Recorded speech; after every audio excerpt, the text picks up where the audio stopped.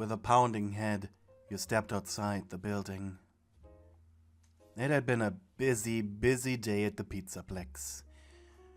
Fazbear Entertainment put huge emphasis on birthday parties. Understandable. Anyone invited was throwing loads of cash out the window, and parents were more inclined to spend just to not upset one of their brats. Though what was strange to you was always the amount of children present. Your entire life you had like 5 friends, and now that you were an adult the number had diminished to just 3. So what gives? How do these brats manage to have 10 to 20 friends, all of whom they know their names of, where they live, their birthdays, their favorite colors, favorite things to do?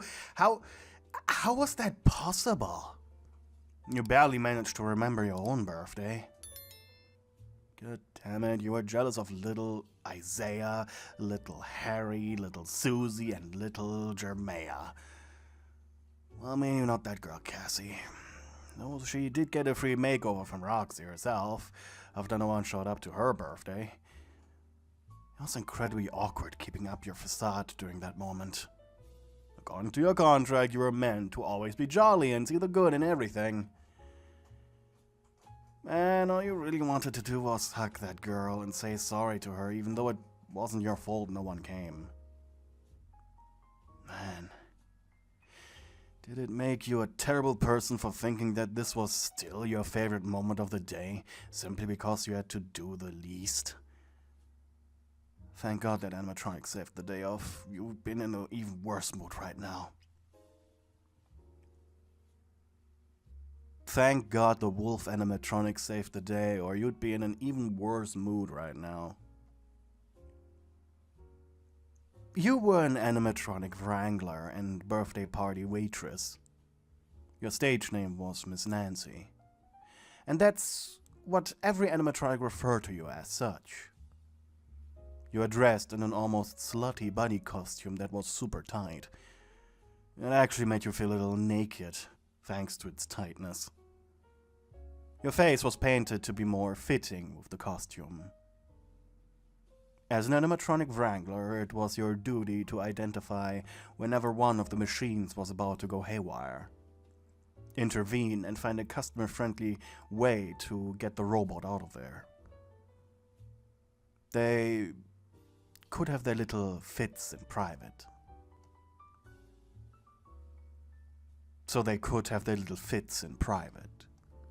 And as a birthday waitress, you were to accompany any rented glamrock animatronic to the occasion to ensure perfect customer happiness, while also keeping the party alive with your mechanical companion. In other words, you were a birthday clown in a bunny suit, there to ensure that the animatronics didn't kill anyone by accident. You grunted as you pulled out a pack of smokes. It was super late in the evening, and the sun just barely managed to keep the sky painted in a beautiful orange. The air was cold enough for your breath to manifest as steam, and you sighed in a vain attempt to cool your lungs off. For one of the parties, the parents of the little Isaiah had rented out the entirety of Gator Golf for 3 hours, as well as booking the Gator for the entirety of the party. Problem was, Monty forgot to switch to his balloon-inflating hands, so it was up to you to supply the entire party with balloon animals. What a fucking joke. Who built robots who could forget basic things? Your mouth hurt from the constant smiling, and your lungs were sore from the balloons. Putting the cigarette into your mouth, you inhaled deeply. Not really such a good idea to smoke now. But after you took only 2 drags from it, you pulled it out of your mouth. Damn it. Must have grabbed one of Brian's joints. You're already feeling a little dizzy. Oh, Miss Nancy! You heard a mechanical shout from somewhere behind you. You turned around, seeing an animatronic approach you from around the corner where the main entrance was located. It was the daycare attendant. surprisingly in a sun mode. Wasn't it too dark already? Huh. You furrowed your brows. The machine was not supposed to leave the daycare. I'm so glad I found you here! He stopped mid-sentence before cartoonishly jumping backwards. Miss Nancy! Is that a weed? You sighed. Please, not now. I have a headache. According to the Fazbear employee manual, you're not allowed to consume drugs on Fazbear property. Shut up. I grabbed the wrong stick. This is Brian's. Shocked, the robot slapped his hands on his face. Oh me, oh my! Are you accusing Brian of consuming the weed? Amused, you puffed out some more smoke. Brian Chesterberg Crawford, leader of the day shift and edgy girl Dreamboat, always came to work high, and using his uncanny luck, managed to always get away with it. Taking another drag, more because he wanted to annoy the animatronic rather than actually wanting to get high, you smirked. Miss Nancy, what about the children? It's 7 p.m., son. The only kids left are teens in the Western Arcade. The robot raised a finger to protest, but he had to admit you were right, so he kept quiet. Well, he kicked the ground. What are you doing out here anyways? The robot proudly hit his chest. I delivered one of my friends! You raised an eyebrow. Delivered? A wonderful little girl bound to a wheelchair. She was super happy when I agreed to carting her to her father's car. You smiled warmly. Might be the weed, but that warmed your heart and your cold, dead soul. Well, that's nice, you muttered. Oh, Miss Nancy, coming from you, that means a lot. You deadpanned. Don't make me regret it. The robot gave you a 2-finger salute. Understood, ma'am. Sighing, you leaned against the wall, hands in your pockets. The animatronic mimicking your movements next to you. What are you doing? You complained. Nothing. Tilting his head, the animatronic looked at you. Though it was impossible, it felt as if his ever-present smile had turned a little smug. Probably the weed playing tricks on you. So, Miss Nancy, what are you doing here? Having a break? It's late. And I'm packing my stuff soon. Disappointed, the machine let his arms hang. Aww. What? I was thinking maybe you'd do something special today. Special today? The animatronic nodded, before clapping his hands and making a cartwheel. After all, it's your birthday! Birthday? You thought quietly for a moment. Wait, was it? Your birthday? Absent-mindedly, you pulled out your phone, and to your surprise, the machine was right. Dang. You have been so busy celebrating the birthdays of other people, you forgot your own. Again. Though you were an adult, birthday magic was gone long, long ago. Which made the animatronic's antics a little, well, melancholic to you. What do you usually do for your birthdays, Miss Nancy? With an almost surprised expression, you took the joint out of your mouth and said, well, I get high. You looked at the joint and blinked. Did Brian switch out your smokes with his gross weed sticks on purpose? God, what an edgy dreamboat. Anyways, you exhaled. I see whatever clubs are open, look for a halfway decent looking guy, and get my brains fucked out. Oh, Miss Nancy! Sun took a step back. He sounded disappointed in you. What? You should only do that with your special one. I'm surprised you even know what fucking your brains out means. The Sun animatronic tapped his fingers together. Well, I pick up a lot from other grown-ups. It's not like I do that daily. I'm well aware how doing this stuff screws up your brain. It's a once-in-a-year thing. I'm not a slut. The animatronic scoffed. Still, it's just... You're supposed to... Almost shyly, he tapped his feet together. I just didn't expect that from you! You're a role model to our little superstars! You exhaled a large puff of smoke to give you a few seconds to reply.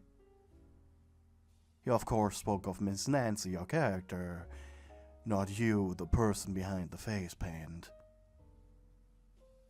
You're making me feel worse, you muttered. I'm so sorry, Miss Nancy. Suddenly you felt the robot embrace you tightly. I was shocked you dropped a little bit of joint left on the ground. His hands rubbed over your back reassuringly. Damn. If only I'd been inside, and the hot pizza plex, the hug would have felt much less icy cold. I want to make your birthday special, Miss Nancy. You deserve it. You almost said that you didn't deserve it. Or didn't deserve anything, as a matter of fact, but... You're on a good track. Better not ruin it. Well, I'm still not out of the job. Despite me no longer being scheduled. And the daycare no longer having kids present. I want to help you maintain your birthday cheer. You chuckled. And how are you gonna do that?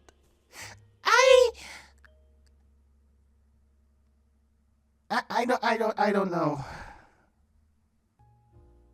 The robot finally let go of you and squatted down to think.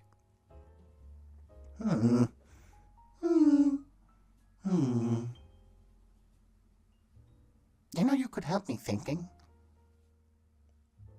But the robot snapped his fingers almost immediately after saying that. I know! I could give you this special hug. Silence. You blinked. Huh? The special one hug. I could give you that. You blushed. You do know getting your brains blown out entails a little more than just a mere hug, right? You could talk me through it. Like when we play Nancy Says. It's my favorite party game. Were you high enough for this? Yeah, you were. Maybe also a little bit desperate. Alright, you said, shrugging. Where and when? No. He asked, almost curiously. Too cold. The robot stretched out his hand for you to take. Then inside my daycare. An evil grin appeared on your lips. Alright, I bite.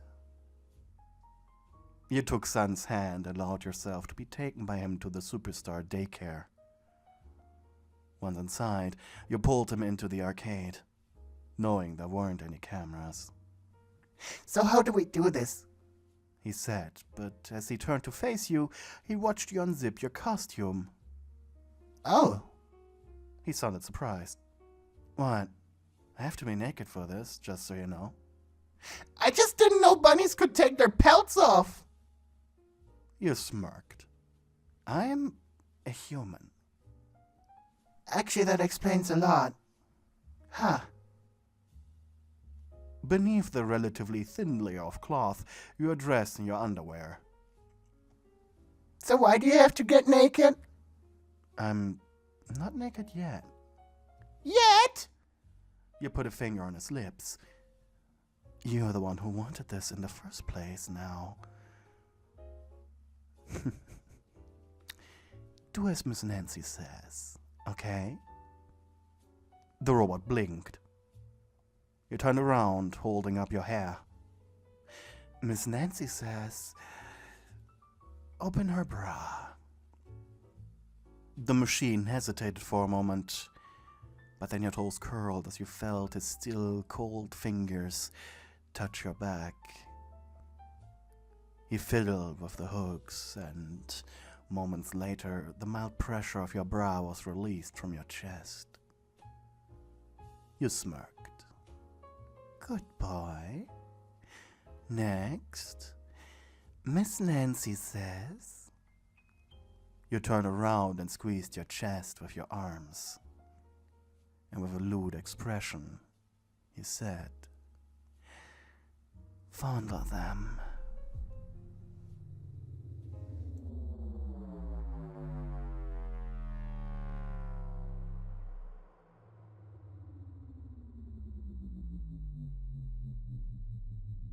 Meanwhile, through the corridors of the maintenance tunnels, you were being followed.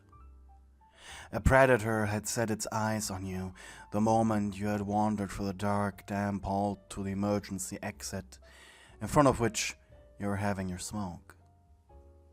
And when its mechanical eyes fell upon you, and your lit cigarette, its instincts had been awoken. Silently it jumped from shadow to avoid both detection and its greatest weakness from manifesting. And as you were sighing pleased, the hunter built itself up behind you to its full size. One hand pressed on your mouth to suppress your surprised yelp, while its other arm wrapped around your hip. Before you were dragged back into the maintenance tunnels, you threw yourself against the restraints, but you were both too high, and honestly the fact that you could see the familiar animatronic arm, that took all the horror out of it. You knew who was carrying you. In fact, you were deadpanning by the time the animatronic had shoved you into a first aid station. Your eyes darting to his red glowing eyes. Owen, what the hell? I apologize, Miss Nancy, but smoking on the job is a health and safety hazard, and I must make sure your health and safety is ensured. You crossed your arms defiantly as the robot pulled out a breathalyzer. That's for alcohol. Oh. He put it back and then grabbed a bandage. I'm not physically hurt either. He blinked, staring at you silently for a moment. Unsure of what to do, he slowly reached for the breath mints, expecting you to snap at him. Every inch he got closer. That's the closest to the right thing possible, Moon. The noise of his endoskeleton teeth chattering as it smiled behind his mask was unmistakable, and the machine was super proud of itself. And besides, I'm on my break. I can do whatever I want. He still grabbed your wrist and placed the breath mint into your palm. Must I tell you how terrible smoking is? I mean, look at your eyes. They're bloodshot, and that wasn't just nicotine in there, was it? Here we go. Miss Nancy, what would the children think? There are no more children in the daycare. It closes at 5. And after 6, the only people who come here are teenagers and adults. Moon raised a finger to fuss at you more, but as the animatronic was quickly going through the guest lists of people currently inside the Pizzaplex, he grumbled. There's still enough people under 18 here. You're supposed to be a role model, Miss Nancy. You scoffed. Not on my break, hon. You need to understand I'm still a person and... besides, that wasn't my weed, it was Brian's. Offended, the robot took a step back. As if it matters whose letters it was. You let Brian get away with it. He grumbled. So why not me? Shuffling comfortably, the robot turned around, facing away from you. Oh well, that's different. Brian is a security guard. You are a live performer. I just can't with good conscience have you perform like that. You sighed. All my schedules are done for the rest of the day. Wrong? He shouted. I am certain I know my schedule better than you. Miss Nancy, there's a reason I was stalking you. I mean, looking for you. You narrowed your eyes. This was suspicious. Moon rarely, if ever, was awake outside of nighttime, and when he was, he usually caused the child to cry, or some shenanigans that was unwarranted. Miss Nancy, may I remind you that today is very special for you? As you reached for your phone, the robot interrupted you. It's your birthday! You inhaled sharply. Oh. What do you mean, no? Did you forget your own birthday? How dare you forget your own birthday? I was preparing it. I got ready for it. We got ready for it. He hit his head with his fist, as if it wasn't obvious that by we he meant son. Moon. And you rather spent it high, ruining the surprise. Your lips quivered. You're about to burst into laughter. And accuse Brian of switching out your cigarettes. Actually, I think I just grabbed the wrong ones. You furrowed your brows.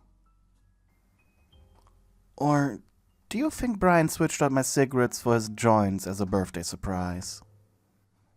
The probability of that being the case is not zero. So what? You expected me to just randomly go to the daycare during my break instead of doing what I always do, which is go out for a smoke? That is unlikely, but I assume not zero. I took a chance and assumed today might be the case.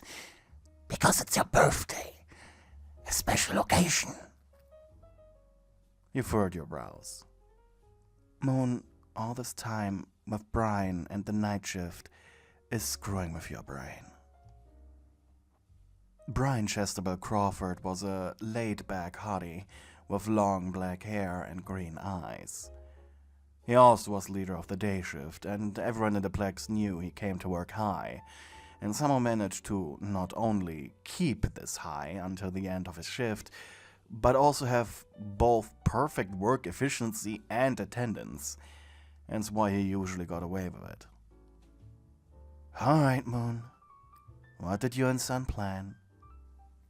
Before the daycare closed for the day, Son was so kind as to make little paper decorations with the little brats.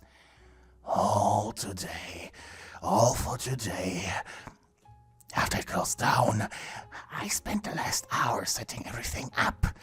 I would have preferred if you weren't mentally damaged by your consumption of the devil's lettuce, but that's besides the point.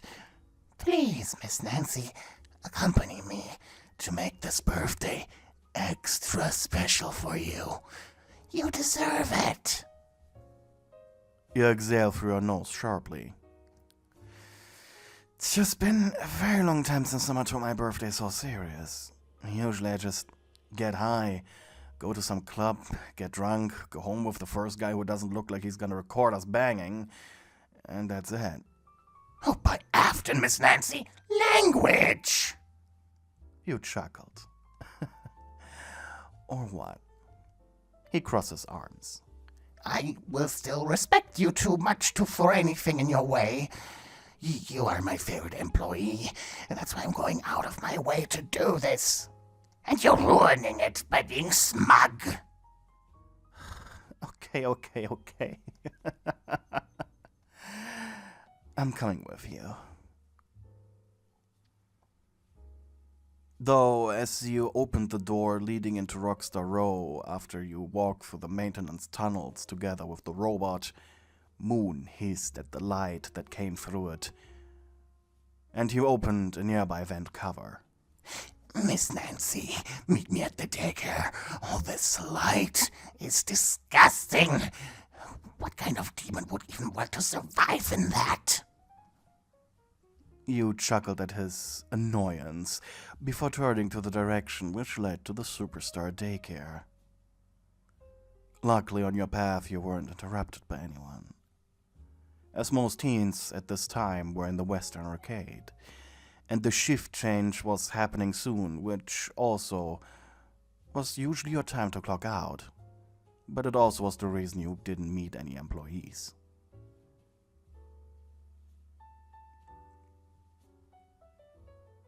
Thankfully, this counted as wrangling with animatronics, so this probably would end up being some overtime for you. You entered the daycare through the slide. As expected, it was fully dark. Moon watched you perched up on a pillar like a cat. Thankfully, there were enough ambient lamps still left on, so you could just barely make out enough things to see. And as you walked into the middle of the play area, narrowing your eyes to focus your vision, you could just make out various paper crafts being hung up. Curiously, you grabbed one of them. It was a little folded paper star. Out of nowhere, the animatronic was suddenly behind you. Miss Nancy, what do you think? Well, to tell you the truth, you can't do much. So, this is more a meaningful gift rather than a practical one? Just say you don't like it then. You sighed before hugging the animatronic. Trying to sound genuine, you said, I love it. Truthfully, though, you would have preferred to clock out right now. At least only for a moment. Miss Nancy, are you happy? As happy as I can be, Moon. No, that's not enough. Huh? You let go of him, but he wrapped his arms around you, making you deadpan. I am programmed to ensure customer happiness on birthday. As happy as can be means you could be happier. Tell me what is missing, Miss Nancy. A guy inside me, you muttered without thinking, blushing upon realizing you said it out loud. The robot made a noise of discomfort, but then he wrapped his arms around you tighter and whispered, Fine then, I will do it. I must suffice. For your birthday. You snickered. Don't doubt me, Miss Nancy. I will do it. Do you even know what you're saying? He grumbled. Taking a step back, he crossed his arms. Well, yes.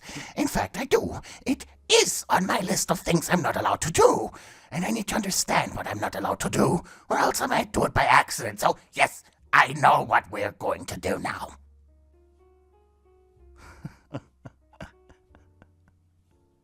You laughed. You were genuinely amused by this.